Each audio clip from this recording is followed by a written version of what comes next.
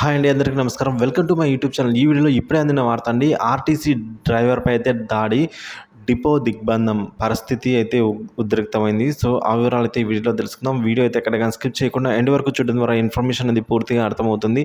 అలాగే వీడియో నచ్చినట్లయితే ఒక లైక్ చేయండి. ఇంకా సబ్స్క్రైబ్ చేసుకున్నట్లయితే మన ఛానల్ సబ్స్క్రైబ్ చేసుకోవడం ద్వారా నేను చేసే ప్రతి ఒక్క వీడియో మీ వరకు అయితే రీచ్ అవుతుంది. ఆలస్యం చేయకుండా వివరాలకైతే వెళ్ళిపోదాం.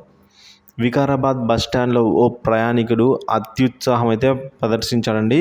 ఆర్టీసీ డ్రైవర్పై ఆ ప్రయాణికుడు దాడికే పాల్పడ్డాడు. దీంతో బస్సులను డ్రైవర్లు నిలిపివేసి ఆందోళనకు దిగారండి. ఇక వివరాల్లోకి వెళ్ళినట్లయితే వికారాబాద్ డిపోకు చెందిన డ్రైవర్ రాములు టిఫిన్ చేసేందుకు వికారాబాద్ బస్టాండ్లో బస్సును నిలిపివేశాడు.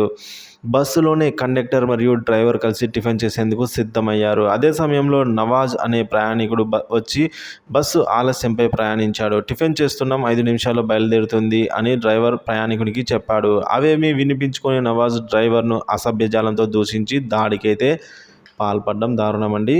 సో ఈ విధంగా దీంతో ఆర్టీసీ డ్రైవర్లంతా కలిసి దాదాపు 45 బస్సులను నిలిపివేయడం జరిగింది. దాంతో డ్రైవర్ రాములపై దాడి చేసిన నవాజ్ను అరెస్ట్ చేసి చర్యలు తీసుకోవాలని డిమాండ్ చేస్తూ ఉన్నారు ఈ డ్రైవర్స్ అంతా, ఆర్టీసీ వారంతా కూడాను.